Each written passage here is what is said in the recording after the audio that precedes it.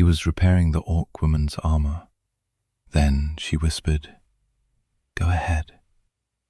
The words were a ghost in the hiss of the forge, so quiet he almost missed them. Kael's hands stilled, the small riveting hammer held tight in his calloused fingers. He was kneeling on the packed dirt floor of his smithy, the air thick with the smell of coal smoke and hot iron.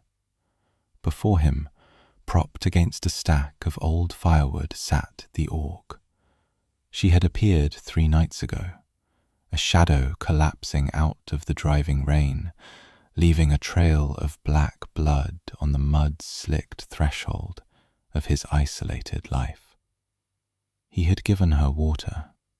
It was a simple act, one he had not thought about. Thirst was thirst. A wound was a wound. He was a smith, a mender of things, not a soldier or a politician. The complexities of the grudges between the border baronies and the orc clans of the withered peaks were like a distant storm he had no desire to stand in. He had his forge, his hammer, his anvil. It was a small world, but it was his. He had patched the gash in her side, a nasty cut that smelled of rust and ruin, using the same steady hands that straightened bent steel. He had given her stew and a place by the fire. He had expected her to leave. She had not. Instead, she had watched him. Her eyes, the color of dark amber, followed his every move. She never spoke. When he worked, she sat. When he ate, she ate what he offered, her movements stiff with pain. Now, on the 3rd day, she had brought him the battered plates of her cuirass. One of the shoulder pauldrons was nearly sheared through, the metal warped and gashed. He had been working on it for an hour, carefully hammering the plate back into shape, preparing to rivet a reinforcing patch over the worst of the damage. He had explained what he was doing in a low murmur, more to himself than to her. He had pointed to the deep score mark that ran perilously close to the strap rivet. "This cut is deep," he had said, tracing the line with a grimy finger. "If I hammer it flat, the steel will be too thin. It'll break in the next fight. I need to patch it, but the patch, it will show." He did not know why he added that last part. Perhaps it was the pride of a craftsman, or perhaps it was something else. He was looking at the sigil crudely scratched into the metal, a jagged mountain under a broken moon. It looked like a clan marking, personal and important. His repair would mar it. He had paused, looking at her, waiting for some sign of understanding or refusal. That was when she had spoken. "Go ahead." The voice was low, rough like stones grinding together, but it held no malice. It was a simple statement of permission, of trust. It was the most terrifying thing he had heard in his life. He looked from the armor to her face. The amber eyes were fixed on him, unblinking. There was pain in them and exhaustion, but also a raw, unnerving intensity. It felt like being weighed and measured by something ancient and powerful. Kael swallowed, the sound loud in the quiet forge. He was just a blacksmith, a man living on the frayed edge of the kingdom, forgotten by lords and tax collectors alike. A man who wanted nothing more than to be left alone. He picked up his hammer and he got back to work. The first night was the worst. The storm had been a beast, tearing at the roof shingles and turning his yard into a churning sea of mud. The slam against his door was not a knock. It was the sound of a falling body. He had opened it a crack, his hand on the heavy iron poker he always kept by the hearth, and there she was, an orc, a female by the look of her, though built with a warrior's dense frame. She was on her knees in the mud, one hand pressed to her side, the other holding the hilt of a brutal-looking axe whose head was buried in the muck beside her. Rain plastered black hair to her grey-green skin. Her tusks, smaller than a male's but still lethally sharp, jutted from her lower lip, catching the faint light from his forge. His first instinct was to slam the door. Orcs were death. That was the first lesson any border child learned. They were the reason his own village was a collection of burnt-out husks 20 miles to the south. They were the reason he was alone. But she had looked up, and her eyes met his. He saw no battle fury, no hate. He saw only a desperate animal exhaustion. She was dying, right there on his doorstep. Behind her, in the distance, he thought he saw the flicker of torches through the sheeting rain. She was being hunted. Bringing her inside was not a choice. It was an impulse, a madness. He told himself it was just the rain, the sheer misery of the scene. He could not leave a dog to die like that, much less a person, even an orc person. He had grabbed her under the arm, hisses of pain escaping her lips, and hauled her inside. She was heavier than she looked, a solid mass of muscle and bone. He kicked the door shut, barring it against the storm and whatever followed her. She had collapsed onto the floor, leaving a smear of blood and mud on the worn flagstones. For a moment, he just stood there, breathing heavily, the poker still in his hand. What have I done? The question echoed in the sudden silence, broken only by the crackle of the forge fire and the howl of the wind. Her hand snapped up and locked around his wrist, fast, brutal, even dying. She could kill him. The thought was cold and clear.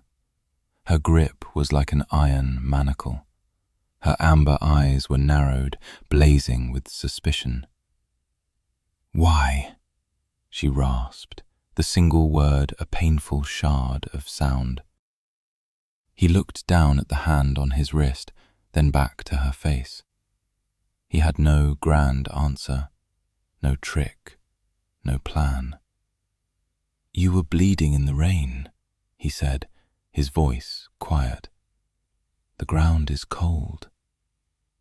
It was a stupid answer, a smith's answer, practical, simple. He expected a snarl, a final, desperate attack. Instead, the pressure on his wrist slowly eased. Her hand fell away, and her head slumped back against the floor. Her eyes closed. He had stood there for a long time, the poker feeling flimsy and useless. He was not a warrior. He was not a hero. He was a man who had just invited a wolf into his den, with hunters not far behind. But the wolf was bleeding. So he put the poker down. He fetched a bucket of clean water from the rain barrel, his hands shaking slightly. He found the last of his clean rags. He knelt beside her, the smell of wet pine, cold mud, and the sharp bite of wood smoke filling his senses. "I have to see the wound," he said, to the silence, to her unconscious form. He gently, carefully, eased the torn leather and mail away from her side.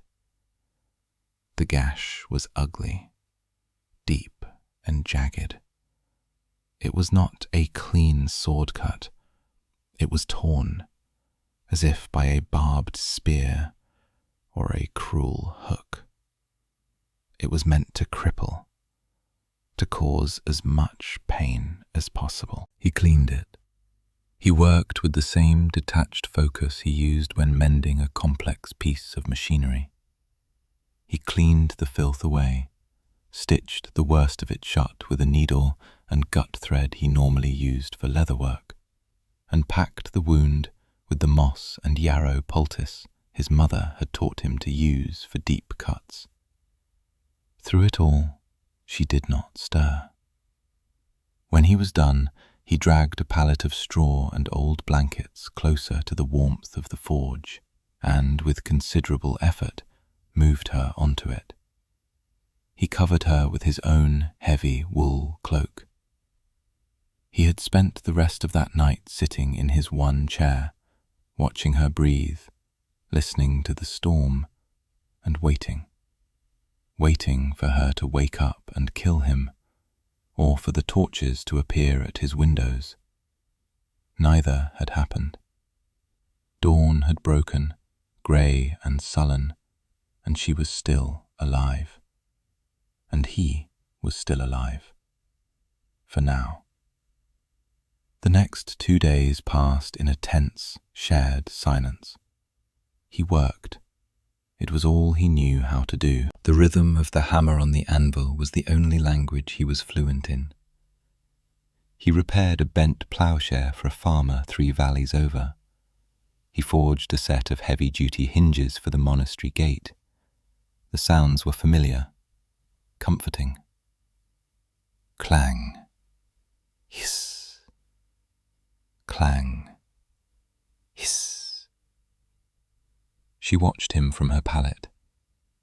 When she was strong enough to sit up, she moved to the pile of firewood, her back against the rough-hewn logs. Her gaze was constant, analytical. He could feel it on his back as he worked the bellows, on his hands as he drew a bead of white-hot steel from the coals. It was not threatening, not any more. It was watchful. He brought her food, thin broth at first, then a thick stew of salted pork and root vegetables. She ate without a word, her movements economical and precise. She never took more than he offered. She never asked for anything. On the morning of the 3rd day, he had found her standing. She was unsteady, one hand braced against the wall, but she was on her feet. Her battered armor lay in a heap by the pallet. She had gestured to it with a slight inclination of her head, an unspoken request. He understood. He was a mender. That was what he did. He had picked up the pieces, feeling the dings and scratches, the story of a dozen desperate fights etched into the steel.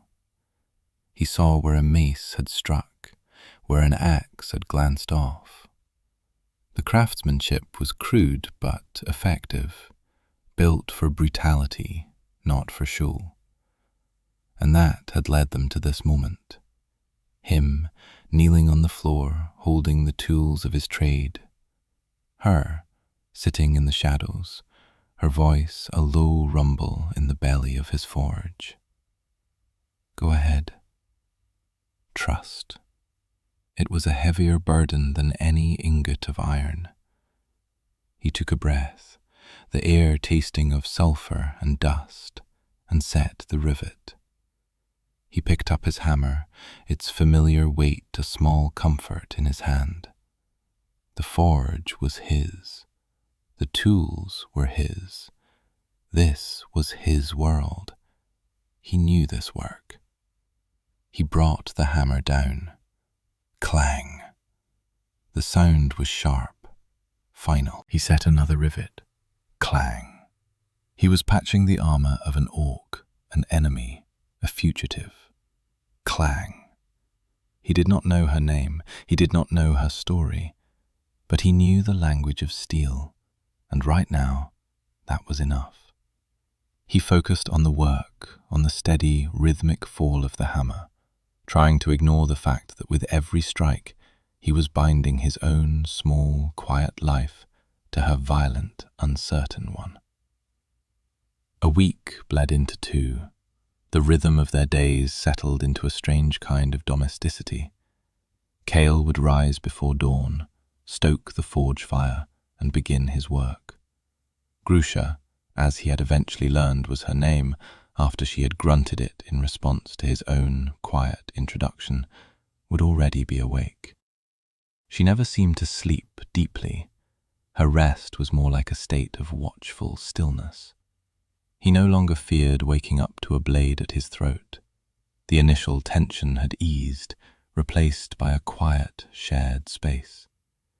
He had learned the geography of her silence. He could tell by the set of her shoulders if her wound was paining her, by the slight narrowing of her eyes if a sound from outside had caught her attention. She, in turn, began to contribute. It started small.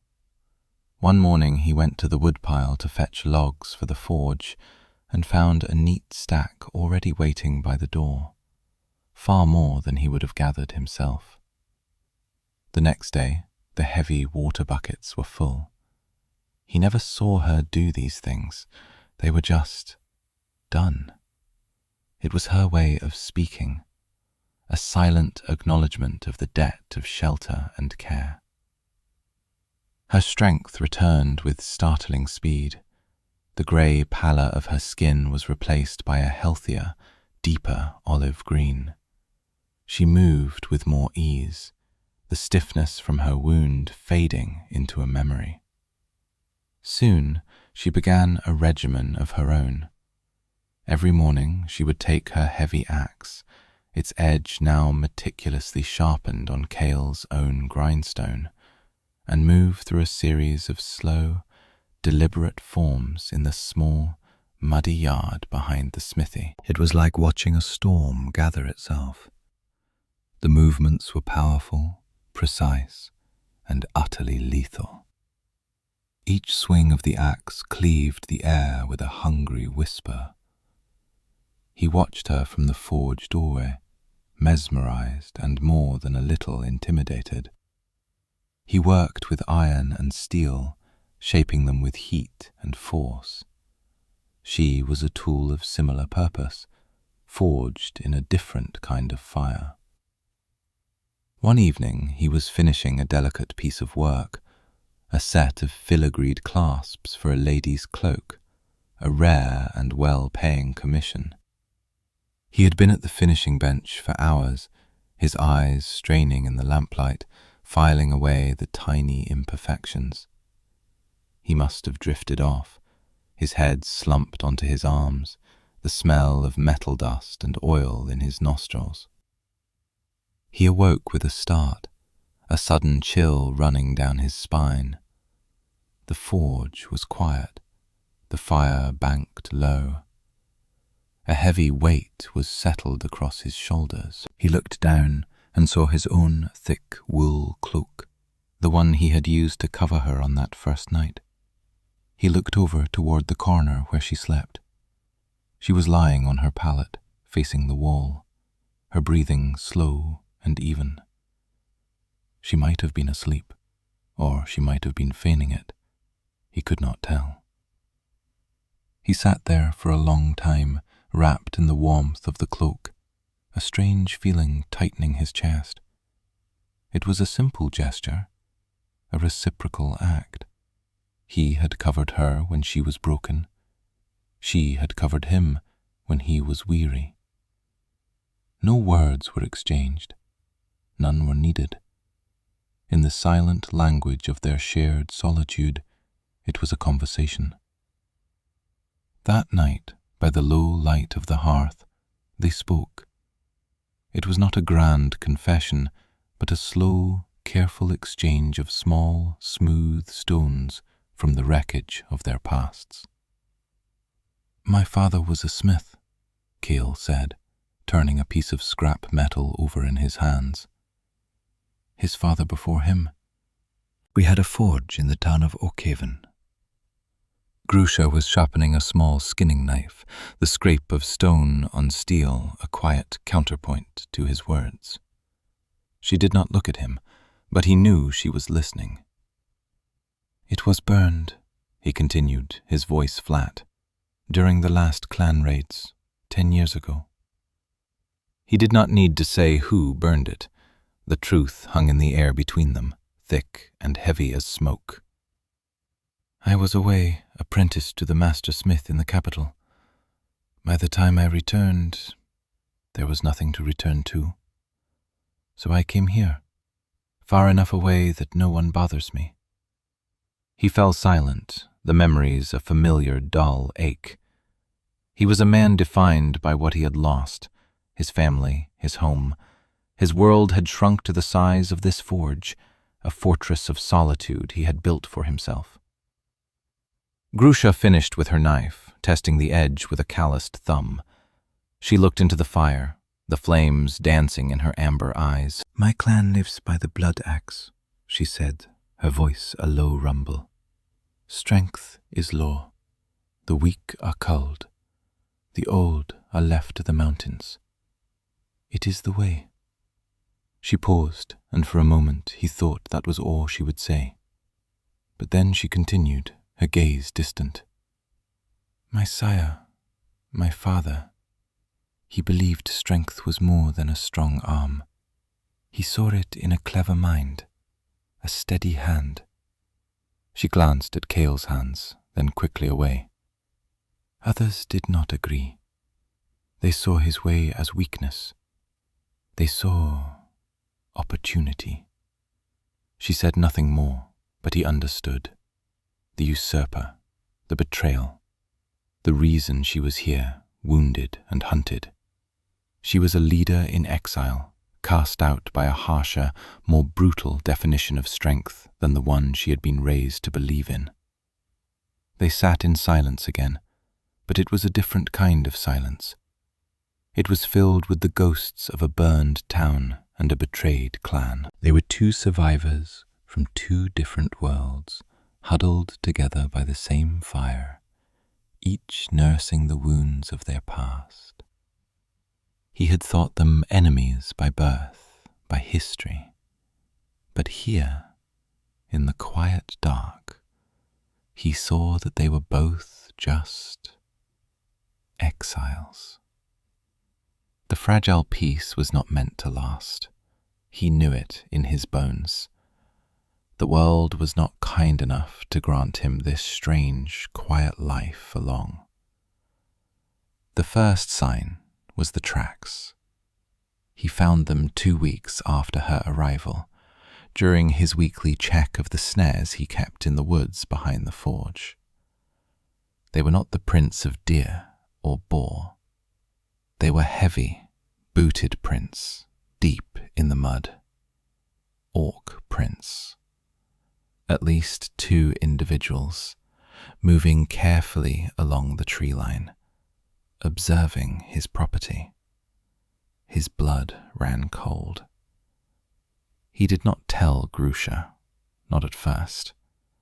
What was there to say? They knew this was coming, but the knowledge of it, the tangible proof, settled in his gut like a block of ice. He became more watchful, his senses on a knife's edge. Every snapped twig, every cry of a distant bird sent a jolt of alarm through him. He began to make his own preparations. He was not a warrior, but he was a craftsman. He knew angles, stress points, and leverage. He spent an afternoon reinforcing the heavy oak door of the smithy, adding a second, thicker bar. He subtly rearranged the stacks of firewood and scrap metal in the yard, creating narrow channels and blind corners. It was not a fortress, but it was no longer just a workshop. It was a space he understood better than anyone who might try to enter it uninvited. The second sign was more direct. A warning, or a threat. He found it carved into the gatepost of his small, untended garden. It was her sigil, the jagged mountain and broken moon, but a deep, brutal line was carved through it. a mark of cancellation. A sentence. This time, he showed her. He simply pointed to the carving. She stared at it for a long moment, her jaw tight. Her hand went to the hilt of her axe, a familiar, reflexive gesture. 2, she said, her voice flat. Scouts. They move ahead of the main party. How long do we have? He asked. Days. A week, maybe. Depends on the tracker. She looked at him, her amber eyes searching his face. You should go. Take the path south. They are not hunting you. It was the first time she had shown any concern for his safety. It was an out, a chance to run, to reclaim his small, empty life. He could be in the next barony within 2 days if he pushed himself. Forget he ever saw her. Forget the feel of her hand on his wrist, the weight of his cloak on her shoulders. He looked from her face to the forge, his home. He thought of his quiet life, the one he had so carefully built from the ashes of another. It was a life of solitude, a life of nothing, just waiting. This is my home, he said, the words feeling heavy and true in his mouth. And you are a guest in it. It's not proper to leave a guest to deal with unwelcome visitors alone. He was trying for a bit of dry humour. It fell flat, lost in the grim reality of their situation. But a flicker of something passed through her eyes, surprise, maybe, or respect. Foolish human, she grunted, but there was no heat in it. You will die here. Maybe, he said, turning back towards the smithy. But I won't die running. They did not have to wait long. The attack came 2 nights later. There was no storm this time, only a sliver of a moon and a sky full of cold, distant stars. Kael was awakened not by a sound, but by a change in the air, a sudden stillness. Grusha was already up, a dark shape against the dying glow of the forge. She held her axe in one hand, its polished edge gleaming faintly. She put a finger to her lips, then pointed towards the front of the smithy. He heard it then, the soft crunch of a boot on gravel. They were here. There were 3 of them. He saw their silhouettes against the window, large and menacing. They were not trying to be subtle anymore. This was not a recon. This was a probe, an attack to test the defences. Grusha moved to the side of the door, pressing her back against the stone wall. She was a coiled spring, a study in violent potential. She looked at him, and her eyes gave a single, clear command. Bar the back. He nodded, his heart hammering against his ribs. He moved as silently as he could to the rear entrance, a smaller door that led out to the yard. He dropped the heavy beam he had prepared into its iron brackets. The solid thud echoed in the smithy. It was the signal. The front door exploded inward, splintering off its new hinges as if hit by a battering ram. The first orc charged in, a massive male with a notched scimitar, his face a mask of snarling fury. He expected to find a lone, wounded female. He did not expect Grusha to be waiting for him. She moved from the shadows like a phantom. Her axe came around in a whistling arc that was too fast to follow. It was not a chop. It was a surgical strike. The blade bit deep into the orc's neck just below the jaw. The gurgling cry was cut short as he crashed to the floor. The second orc, close behind the first, recoiled in shock. That moment of hesitation was all Grusha needed. She kicked the body of the first orc into his legs, sending him stumbling. Kael acted on pure instinct. He was not a warrior, but he was a smith. He was strong, and he knew how to handle heavy things. To his right was a rack of cooling iron bars, stock for a future project. He grabbed the end of the longest one, a 10-foot length of solid steel. It was immensely heavy. He did not try to swing it like a weapon. He simply put his shoulder into it and pushed. The end of the bar caught the second orc square in the chest with the force of a charging bull. The air left the orc's lungs in a great whoosh, and he was thrown backward, out of the doorway and into the third orc who was just about to enter. They went down in a tangled heap. Grusha was on them in a flash, her axe a blur of motion in the moonlight. It was brutal, efficient, and over in seconds. Silence descended once more, broken only by their own ragged breathing. The air was thick with the coppery smell of blood. 3 bodies lay in the mud and on the floor of his forge. He stood there, his hands still trembling, the heavy iron bar clutched in his grip. He had not killed anyone, not directly, but he had fought. He had stood his ground. He looked at Grusha. She was leaning on her axe, breathing heavily. A splash of dark blood decorated her cheek. She met his gaze across the carnage. She gave a single, sharp nod. It was not praise. It was not thanks. It was an acknowledgement, a statement of fact. We survived, together. The grim victory bought them little time and no peace. They disposed of the bodies in the deepest part of the woods, a grim task performed in near silence. Kael felt a hollowness in his chest. His forge, his sanctuary, had been violated. Its floor was stained with blood that he could not scrub away.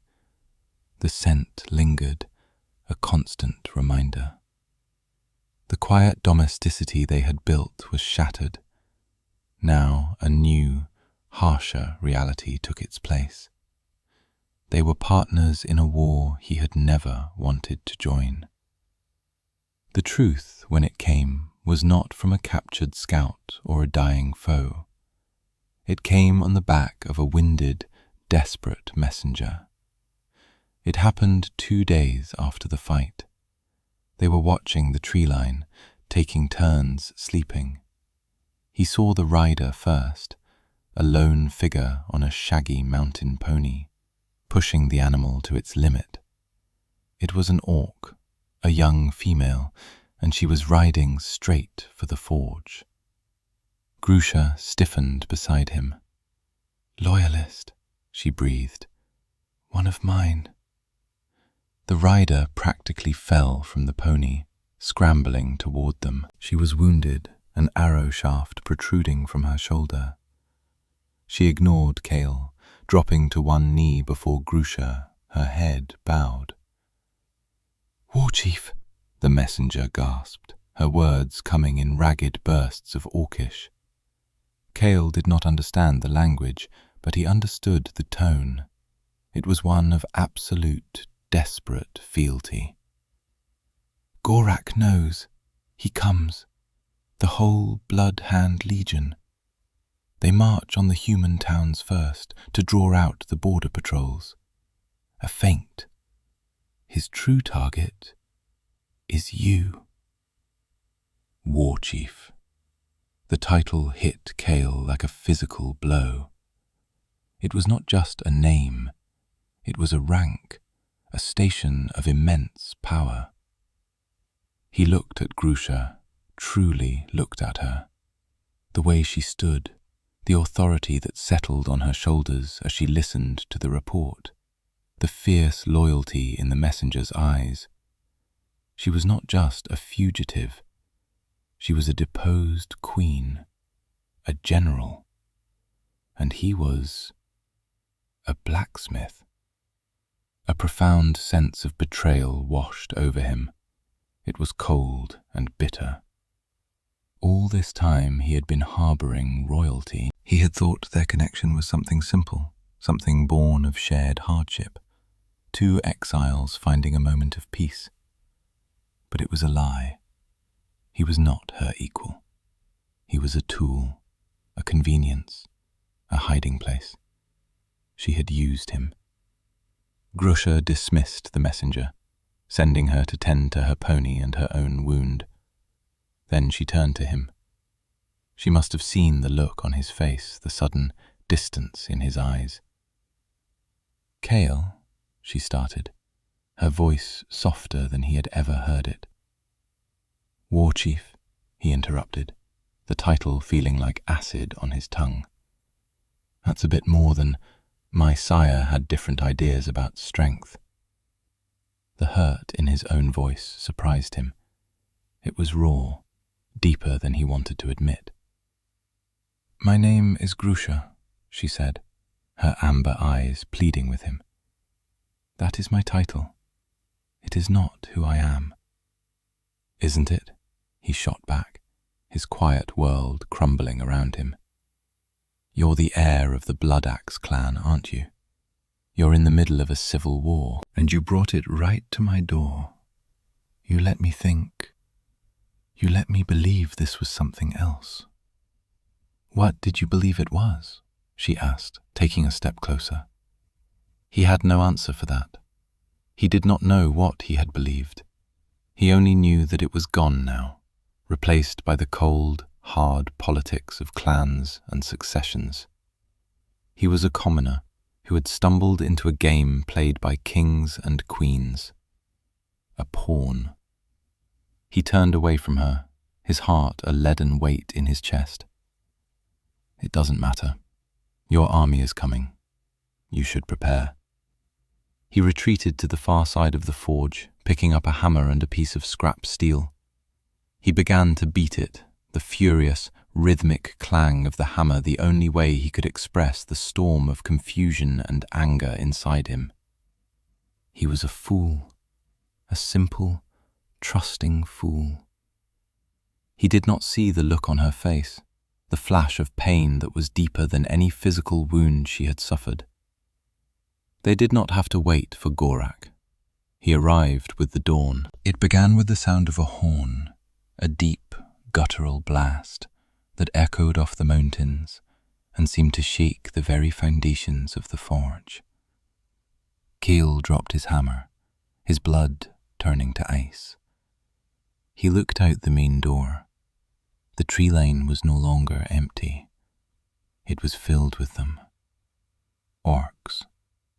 Dozens of them, maybe hundreds. They wore piecemeal iron armor, painted with a bloody handprint, the Bloodhand Legion. In their midst was a towering figure on a massive tusked war boar. He wore elaborate, jagged black plate armor and a horned helmet. Gorak, the usurper. They were surrounded. The forge was a tiny island in a sea of snarling, armored warriors. "Kael," Grusha's voice cut through his fear. She stood by the smouldering remains of the front door, her axe in hand. The young messenger was beside her, armed with a short spear, her face pale but resolute. "There is no escape," Grusha said, her voice grim. "We fight, we die. We show them what the Bloodaxe clan is made of." This was it, the end of his life, the end of his forge. All for a woman whose name he had barely known a few weeks ago. A bitter, useless end. The Legion began to advance, a slow, inexorable tide of iron and hate. Arrows began to thud into the walls and roof of the smithy, One whistled through the doorway and buried itself in a sack of coal. They were cornered, trapped. In the heart of the chaos, with the war horn still echoing and the shouts of the enemy legion growing louder, Grusha turned to him. Her face was a mask of grim determination, but her eyes were fixed on his, and in them he saw something that stunned him into silence. It was not the look of a general ordering a soldier. It was something far more personal. She took a step toward him, raising her voice to be heard over the din. She spoke first in the harsh, guttural clicks of her own tongue, a string of formal, resonant words that sounded like a vow. The orcs in the front ranks of the advancing legion actually faltered, their eyes wide with shock at what they were hearing. Then she looked directly at Kael, and she translated. "Kael of Oakhaven," she declared, her voice ringing with the authority of a queen. "Smith of the Lonely Forge, you gave me sanctuary when I was hunted. You healed me when I was broken. You stood with me when I was tested. Before the eyes of my enemies, I name you my own." She took another step, her gaze unwavering. "I offer you a place, not behind me, not as a servant, but beside me, as my shield thane, my forge master, my mate. Stand with me now, and if we survive this day, all that is mine will be yours. My clan, my home, my name. This I swear on the blood axe of my ancestors." The world seemed to fall away. The shouts, the arrows, the advancing army, it all faded into a dull roar. All he could see was her face. All he could hear was her offer. It was not a political maneuver. It was a public defiance of every rule her culture held dear. To choose a human, a smith, a nobody. To elevate him to the highest possible station, in front of the very man who had usurped her for being weak. It was the boldest, most insane, most courageous thing he had ever witnessed. She was not using him. She was choosing him. She saw him, not as a tool, not as a pawn, but as Kael. The first wave of Gorak's warriors hit the forge like a tidal wave. The wooden walls groaned under the assault. An axe blade splintered through the shutters on the window. Kael looked at Grusha, at the desperate hope warring with grim acceptance in her eyes. He thought of his life before she came, the quiet, the emptiness, the endless, lonely rhythm of the hammer. It was a safe life. It was a dead life. He gave a short, harsh laugh. It was the sound of a man with nothing left to lose and, impossibly, everything to gain. "Then stand," he said. And he picked up the heaviest hammer in his forge. The battle for the forge was not a battle. It was a desperate, brutal, and ultimately futile last stand. They were 3 against a legion, but they made the legion pay for every inch of ground. Grusha was a whirlwind of destruction at the main door, her axe rising and falling, a blur of deadly steel. The young messenger, Tekka, fought with a spear at the window, jabbing and thrusting, her face a mask of fierce concentration. And Kael was not a warrior. He did not have the skill or the training, but he had the strength of his trade and the desperate fury of a cornered man. He used the forge itself as his weapon. He swung his heaviest sledgehammer, the one he used for shaping raw ingots, and it crushed helmets and shattered shields. He used tongs to pull white-hot bars of iron from the fire and thrust them at the faces of orcs trying to climb through the broken walls. He fought with the tools of his life, defending the ruins of it. But it was not enough. They were being overwhelmed. The roof caught fire, flames licking up the dry timbers. Smoke filled the smithy, choking them, blinding them. Gorak himself was approaching, dismounted from his war boar, a massive, double-bladed axe in his hands. He laughed, a booming, cruel sound that cut through the din of battle. They were finished. It was then that a new sound joined the fray, another horn, but this one was different, higher pitched, sharper. It was a call he had heard before, from the tree line. From the south, a new force crashed into the rear of Gorak's legion. A small, disciplined group of orc warriors, maybe 20 strong, fighting with a cold, desperate fury. They were the Loyalists. Tekka's arrival had not just been a warning, it had been a summons. The tide of the battle shifted, just for a moment. Gorak's legion, caught between the burning forge and the new attackers, was thrown into confusion. It was the chance they needed. "Now!" Grusha yelled, grabbing Kael's arm. "The back way!" They scrambled out the rear door, choking on the smoke, and ran headlong into the chaos of the melee. Grusha's loyalists formed a wedge around them, cutting a path away from the forge, away from Gorak's main force. Kael did not look back. He could feel the heat of his burning home on his skin.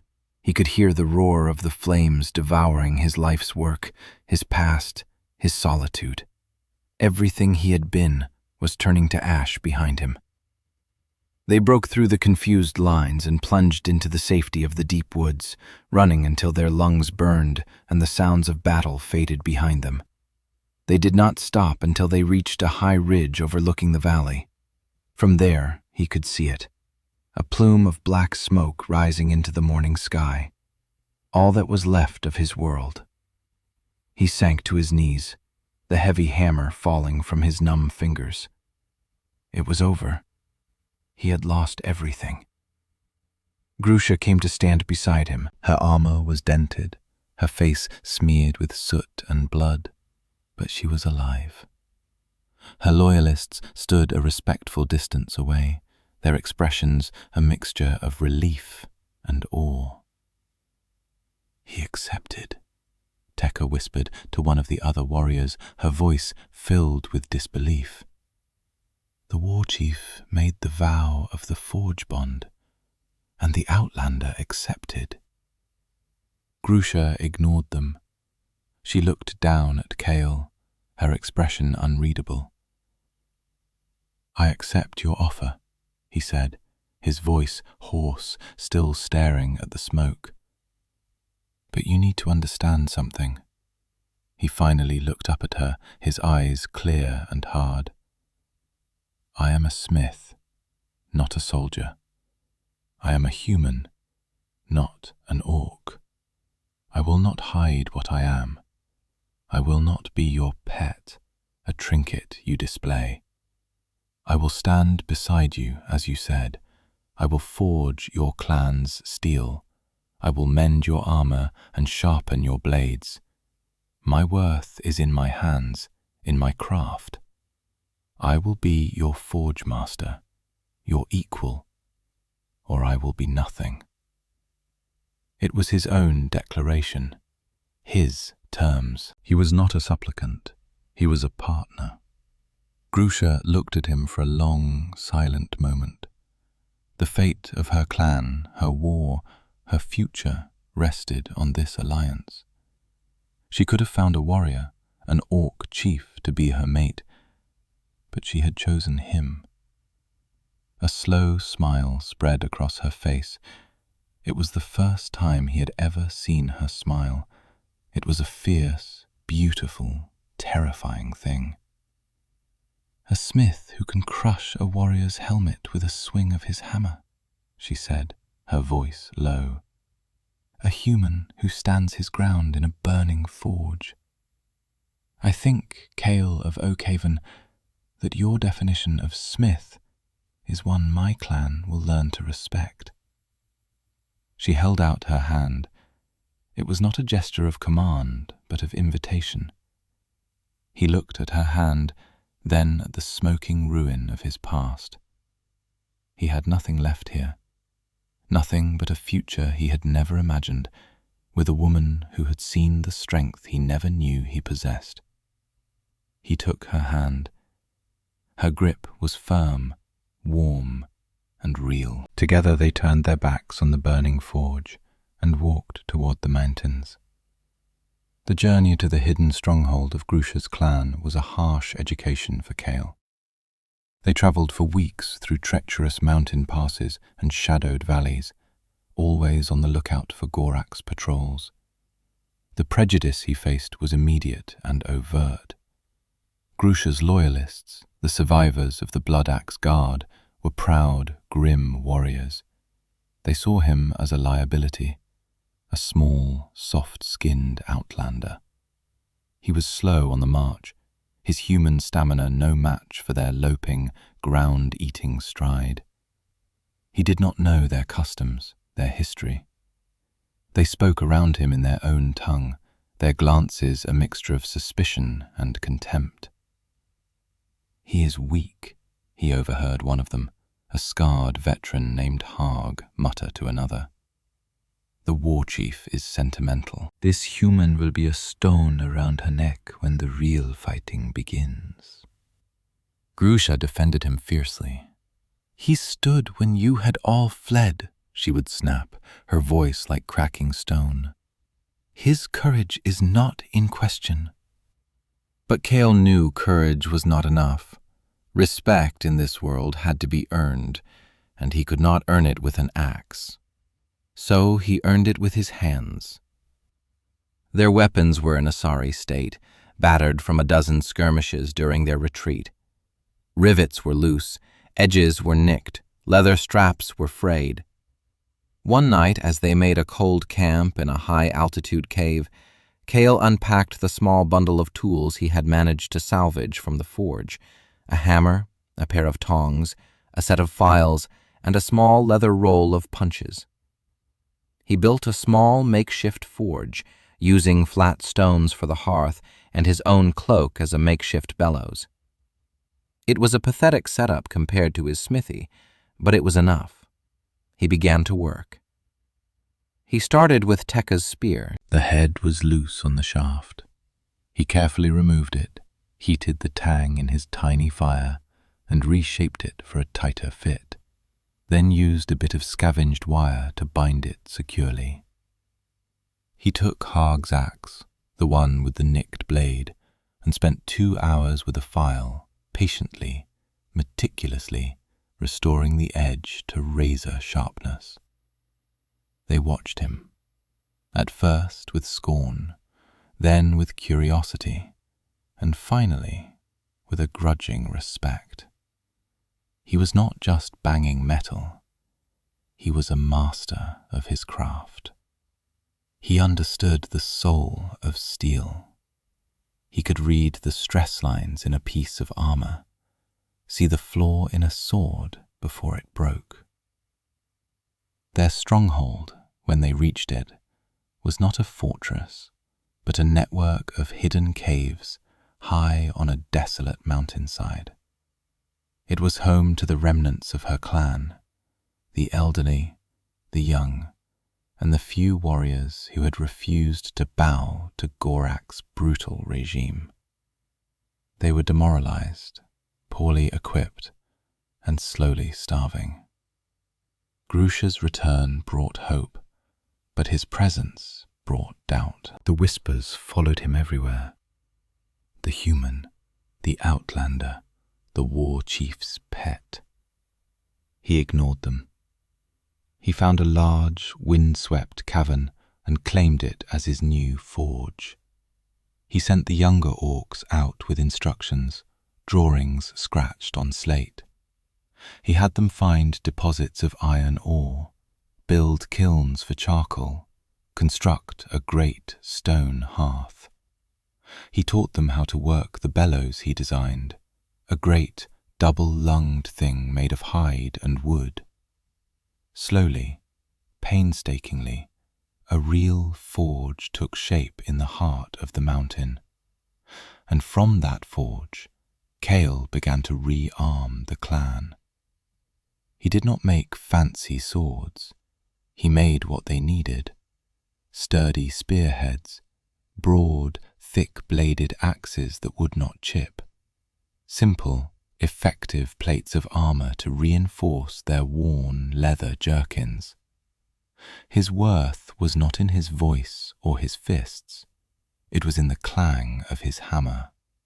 It was in the hiss of hot steel quenched in cold mountain water. It was in the solid, reliable feel of a well-balanced weapon. Hogg came to him one day, holding out his axe. There was a deep crack near the haft. "Can this be saved, Smith?" he asked, the title no longer an insult, but a statement of fact. Kael took the axe, examined it. "The crack is too deep. The steel is tired. But the balance is good. I will forge you a new head, a better one." He did. He forged a head of folded steel, a technique the orcs had never seen, giving it a resilience that could withstand a direct blow from Gorak's heavy blades. When he gave it back to Harg, the veteran warrior hefted it, a look of awe on his scarred face. He bowed his head. It was a small gesture, but it was everything. Months passed. The clan grew stronger, their morale bolstered by their new, superior equipment. Kael became a fixture, a quiet, essential part of their world. He was still the outlander, but he was their outlander. He was the forge master. The final scene came on the eve of the battle to retake their ancestral halls. The clan was gathered, a small but now well-armed and determined force. Grusha was preparing, her loyalists helping her don her armor. It was the same armor he had first repaired, but now it was reinforced with plates he had forged himself, each one a perfect fit. Only one piece was missing: the gorget, the armor for her throat. He came forward, holding it in his hands. It was his masterpiece. It was not crude or brutal. It was a work of art and function, shaped to her neck, engraved with the sigil of the Bloodaxe clan, the mountain and the moon. But this time, the moon was not broken. It was whole. The other orcs fell back, giving them space. He stood before her, the way he had that first day in the forge, but everything was different. The tension was gone, replaced by a deep, quiet intimacy that was more powerful than any spoken words. He lifted the gorget. She tilted her head back, exposing her throat, a gesture of ultimate trust. He gently placed the cool steel against her skin and began to fasten the leather straps at the back of her neck. His fingers brushed against her skin. Their eyes met. In that moment, he was not a human and she was not an orc. They were not a smith and a war chief. They were simply Kael and Grusha, two exiles who had found a home in each other, two halves of a bond forged in fire and blood, stronger than any steel. He had been a man hiding from the world, content to be forgotten. She had forced him into the light. She had seen the strength in his steady hands, the honor in his quiet heart. In saving her, he had found the purpose he never knew he was looking for. True strength, he now understood, was not the ability to stand alone.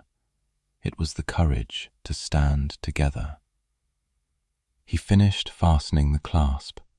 His hands lingered for a moment on her shoulders. "Be safe," he murmured. She raised a hand and placed it over his. "We will be," she said, and he knew it was true. Their future was uncertain, filled with war and hardship. But they would face it together, and that was more than enough.